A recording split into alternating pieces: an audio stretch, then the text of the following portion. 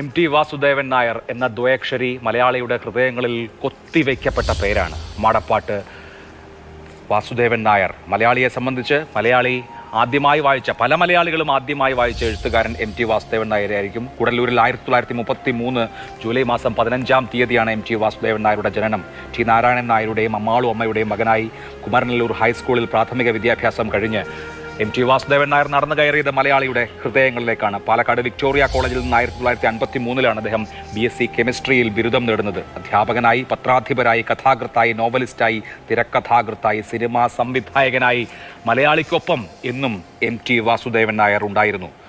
എം.ടിയുടെ തൂലിക പതിയുന്ന ആദ്യത്തെ തിരക്കഥ മുറപ്പെണ്ണ് എന്ന സിനിമയ്ക്കാണ്. നിർമാല്യവും കടവും ഒരു വടക്കൻ വീരഗാഥയും സദയവും പരിണയവും ഒന്നും മലയാളികൾ മറക്കില്ല. മലയാളികൾ ഹൃദയം കൊണ്ട് കണ്ട സിനിമകൾ എന്ന് വിശേഷിപ്പിക്കാവുന്ന സിനിമകൾ എം.ടിയുടെ തൂലികയിൽ പിറന്നവയാണ് എന്നുള്ളത് നമ്മൾ ഓർക്കണം. നിരവധി സംസ്ഥാന അവാർഡുകൾ, ദേശീയ പുരസ്കാരങ്ങൾ. എം.ടി. വാസുദേവൻ നായരെ ഏത് വാചകം കൊണ്ട് വിശേഷിപ്പിക്കണം എന്നുള്ളതാണ് ഒരു മലയാളിയെ സംബന്ധിച്ച് ഏറ്റവും വലിയ ഒരു സന്ദേഹവും. ഓളവും തീരവും, ബന്ധനം, ഓപ്പോൾ, ആരൂഢം, വളർത്തുമൃഗങ്ങൾ, അനുബന്ധം, തൃഷ്ണ, ഇടവഴിയിലെ പൂച്ച, മിണ്ടാപ്പൂച്ച, അമൃതം ഗമയ, പെരുന്തച്ചൻ, സുഹൃതം, ഒരു ചെറുപുഞ്ചിരി, തീർത്ഥാടനം, ഇങ്ങനെ ദേശീയ സംസ്ഥാന അംഗീകാരങ്ങൾ നൽകിയ മലയാളികൾ ഹൃദയം കൊണ്ട് കണ്ട ചലച്ചിത്രങ്ങൾ അനേകമാണ്. എം.ടി. വാസുദേവൻ നായരെ സംബന്ധിച്ച് ജ്ഞാനപീഠമടക്കം ലഭിക്കാവുന്ന എല്ലാ ബഹുമതികളും സാഹിത്യത്തെ സംബന്ധിച്ച് അദ്ദേഹത്തിന് ലഭിക്കുകയുമുണ്ടായി. എം.ടിയെ സംബന്ധിച്ച് നാലുകെട്ടും മഞ്ഞും കാലവും അസുരവിത്തും വിലാപയാത്രയും പാതിരാവും പകൽ വെളിച്ചവും ഒന്നും മലയാളിയെ സംബന്ധിച്ച് മറക്കാൻ കഴിയാത്ത, മലയാള സാഹിത്യത്തെ സംബന്ധിച്ച് മലയാള സാഹിത്യത്തിൻ്റെ ചരിത്രത്തിൻ്റെ ഭാഗമാവുകയാണ്. മലയാള സാഹിത്യത്തെ സംബന്ധിച്ച് ഒരു യുഗാന്ത്യമാണ് സംഭവിച്ചിരിക്കുന്നത്. എം.ടി. വാസുദേവൻ നായർ എന്ന യുഗം അവസാനിക്കുന്നു. എം.ടി ബാക്കിയാക്കുന്നത് എന്തൊക്കെ എന്നുള്ള ചോദ്യമാണ് ഇനി ബാക്കി. ഇന്ന് കൃത്യം 10 മണിക്കാണ്, രാത്രി 10 മണിക്കാണ് കോഴിക്കോട്ടെ സ്വകാര്യ ആശുപത്രിയിൽ വെച്ച് എം.ടി. വാസുദേവൻ നായരുടെ വിയോഗം സംഭവിക്കുന്നത്. കെ മധു ആശുപത്രിയുടെ മുൻപിലുണ്ട്. മധു, കേരളത്തെ സംബന്ധിച്ച് മലയാളിയുടെ മനസാക്ഷിയുടെ പ്രതിബിംബം എന്ന് നമുക്ക് വിശേഷിപ്പിക്കാം എം.ടിയെ. ഇപ്പോൾ ആശുപത്രിയിലേക്ക് ആരൊക്കെയാണ് എത്തുന്നത്? ഇനി മറ്റ് ചടങ്ങുകളുമായി ബന്ധപ്പെട്ട തീരുമാനങ്ങളൊക്കെ വരേണ്ടതുണ്ട്.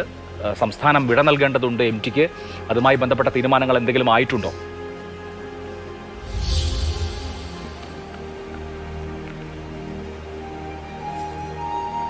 പറഞ്ഞ പോലെ തന്നെയാണ്. എം.ടി എന്ന മനുഷ്യൻ ഒരു പൊതുസ്വത്താണ് മലയാളിയെ സംബന്ധിച്ചിടത്തോളം. ഹൃദയത്തിൻ്റെ 4 അറകളിലൊന്ന് എം.ടിക്കായി പണ്ടേ പകുത്തു കൊടുത്തവൻ മലയാളി. മലയാളത്തിൻ്റെ ഭാഷയെ നവീകരിച്ചവൻ എം.ടി.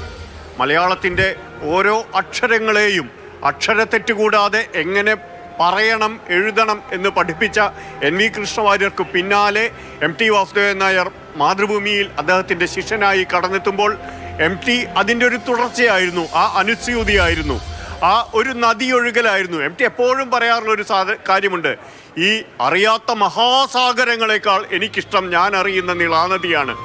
ആ നിളാനദിയുടെ വിശുദ്ധി അത് എപ്പോഴും എം.ടി കാത്തു സൂക്ഷിച്ചു.